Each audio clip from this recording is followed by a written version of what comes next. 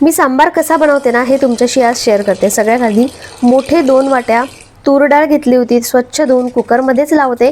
त्यामध्ये हळद, 4-5 लसणच्या पाकळ्या घातल्या आणि भरपूर असं पाणी घालून 5 शिट्ट्या काढून घेणार आहे। त्यानंतर तेलामध्ये जिरं, मोहरी, सोप, थोडेसे मेथी दाणे आणि भरपूर असं हिंग घातलं। त्यानंतर भरपूर कढीपत्ता घालायचा, हिरवी मिरची किंवा मग अशी लाल खडी मिरची घालायची, उभा चिरलेला कांदा घालायचा आणि थोडासा परतून घ्यायचा।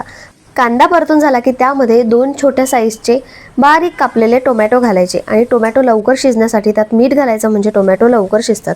मीठ घातलं, टोमॅटो शिजू दिला आणि त्यानंतर खूप जास्त स्पाइसेस घालायची गरज नाही आहे, फक्त सांबार मसाला, लाल तिखट आणि थोडासा गरम मसाला। बाकी मसाले ॲड अजिबात करायचे नाही, कारण त्याचा टेस्ट मग वेगळा येतो। छान मसाले परतून घेतले आणि ज्या व्हेजिटेबल्स आपल्याला आवडतात किंवा आपल्याकडे अवेलेबल आहे त्या सगळ्या घालायच्या। मी इथे शेंग, बटाटा आणि लौकी घातली होती, वांग पण तुम्ही घालू शकता। त्यानंतर ते थोडंसं पाणी घालून शिजवून घेतलं आणि त्यामध्ये नंतर आपली शिजलेली डाळ घातली। आता ज्यानुसार म्हणजे जशी कन्सिस्टन्सी पाहिजे त्यानुसार आपण पाणी ॲड करू शकतो। पाणी घातल्यानंतर मस्त 5 ते 7 मिनिटं उकळी काढायची।